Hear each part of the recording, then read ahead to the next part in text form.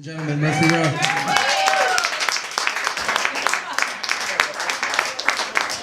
Nothing like a confused intro. That's how I like to come up here every single time. How's everybody doing tonight? That's great. I am Murphy Rowe. I am a grown-ass man, and that's something I know about. A lot of men think that they're a real man, but to me it boils down to this. A real man is comfortable saying one simple sentence. Grown-ass man. Baby, I'm sorry.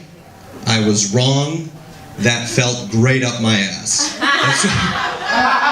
don't like there's guys, I don't understand guys who won't explore their second best sexual organ, you know, it's like why?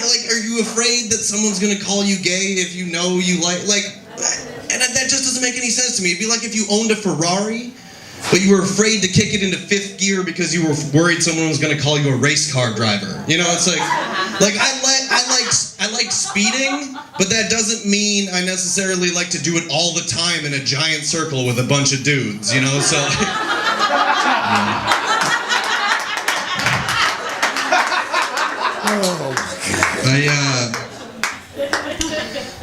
Doesn't mean it doesn't.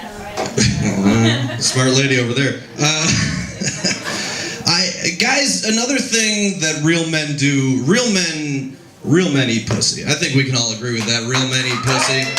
Guys, let me ask you this. Have you ever been eating pussy so good and she starts losing it and her knees start shaking and she starts moaning and it makes you just ashamed of everything your penis has ever accomplished? You're just like wow, but neither of us have ever heard that noise. I don't know what just happened. I don't know what's going on. One of my biggest pet peeves, you guys. One of my biggest pet peeves is people who listen to experts too much. You know, like people who take everything they say as gospel. Like I remember in high school, my mom was always on my ass. She was always saying, Murphy, you shouldn't listen to music while you study. You shouldn't listen to music while you write papers. Experts say it's too distracting. Experts say it'll ruin your studies. It's like, but the experts don't know shit about me. I needed the music.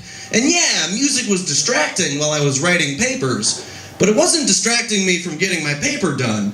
It was distracting me from that little voice inside my head that's saying, "You're so fucking stupid, you're never gonna get this paper done." It's like while I was working on homework, I had this schizophrenic clippy in my head. You guys remember that paper clip from your parents' first computer that just super wanted to help you and everybody hated him for it? It's like, looks like you're writing a letter. Do you need some help? Fuck you, I don't need no help. Wait, shit, do you double indent the first line? Fuck, I forgot. But it's like all that rejection made Clippy snap, and now he's got multiple personalities, and I'm trying to write a paper, and it's like, it looks like you're writing an essay. Would you like some help?